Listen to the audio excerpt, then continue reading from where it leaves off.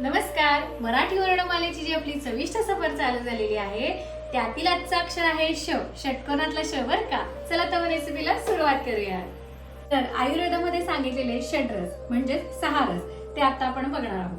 पहिला रस असा आहे की मधुर, आम्ल, लवण आणि त्यानंतर कटू, तिक्त, कषाय. आता हे मी तुम्हाला थोडक्यात सांगते बरं का. मधुर म्हणजे काय की गोडाचे पदार्थ, गोडाचे जसं की आपण मध म्हणू शकतो किंवा गूळ, साखर हे प्रकार त्यामध्ये मोडतात. आम्ल म्हणजे काय की आंबट पदार्थ, चिंच म्हणा, ताक असे प्रकार त्यामध्ये येतात. लवण म्हणजे काय मिठाचे प्रकार, जसं की आपलं काळं मीठ म्हणा, रोजचं आपलं मीठ किंवा सैंधव मीठ. त्यानंतर आहे कटू. कटू म्हणजे काय आयुर्वेदामध्ये तिखट पदार्थ बरं का. आणि त्यानंतर आहे तिक्त. तिक्त म्हणजे काय कडू पदार्थ, जसे की कारलं येईल त्यामध्ये किंवा आपलं कडुलिंबाचे पानं त्यामध्ये येतील. आणि शेवटचा जो रस आहे तो आहे कषाय. त्यामध्ये काय येणार आहेत सगळे तुरट पदार्थ, म्हणजे जसं की आपण उदाहरणार्थ घेऊ शकतो आवळा. त्याचे मी असे छोटे छोटे काप करून घेणार आहे. आपण कट करून घेऊया.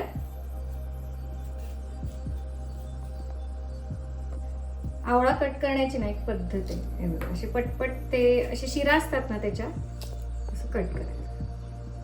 मधुर, आम्ल, लवण जो प्रकार आहे ना रसांचा तो बल देण्याचं काम करतो, म्हणजे ताकद देण्याचं काम करतो. आणि कटू, तिक्त, आम्ल, कषाय जे आहेत तो जो प्रकार आहे तो काय करतो वजन कमी करण्यास किंवा अपकरण. आणि कटू, तिक्त, कषाय जे प्रकार आहेत ना ते अपकर्षण करण्यास म्हणजे आपलं वजन कमी करण्यास वगैरे त्याची मदत होते.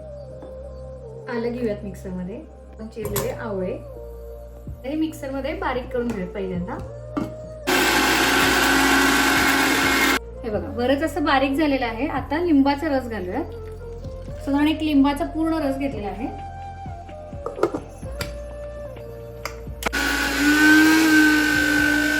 थोडस मीठ घालूयात, अगदी थोडंच घालायचंय. आणि पुन्हा एकदा बारीक करून घ्यायचं. ती थोडस पाणी घालते.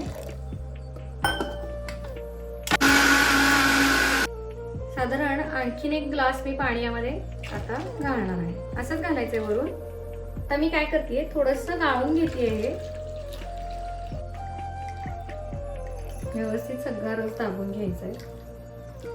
आतापर्यंत आपण यामध्ये काय काय घातलंय आवळा, आलं, मीठ आणि लिंबाचा रस.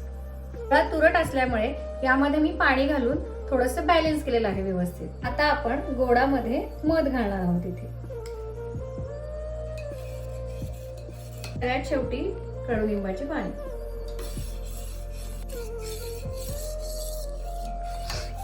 आता मी काय केलं यामध्ये वरून कडुलिंबाचा पाना घातलेला आहे. का तर मिक्सरमध्ये घातलं तर तो जो ज्यूस केलेला आहे आपण जे पेय केलेलं आहे ते खूपच कडवट होण्याची शक्यता असते. त्यामुळे मी वरूनच 2-3 पानं घातलेली आहे. हे जे षड्रस पेय आहे ते आपण लगेचच पिऊ शकतो किंवा दिवसभर असं ठेवून थोडं थोडं थोडं पिलं तरी चालेल.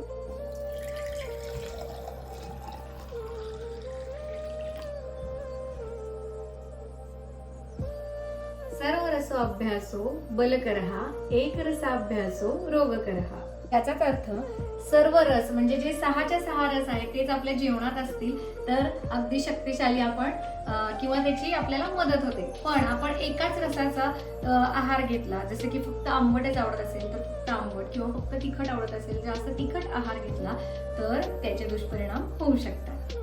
तर आजचं आपलं अक्षर होतं श. षटकोनातील श बर का.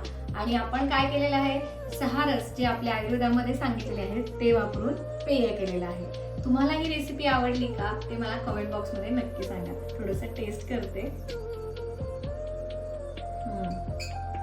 सुंदर, सगळे चव अगदी मस्त लागतंय. आणि आपली ही जी मराठी वर्णमालेची चविष्ट सफर चालू झालेली आहे ती तुम्हाला कंटिन्यू माझ्यासोबत करायची असेल, चॅनल अजून सबस्क्राईब केलं नसेल तर युट्यूबवर नक्की सबस्क्राईब करा आणि इंस्टाग्रामवर फॉलो करायला विसरू नका. धन्यवाद.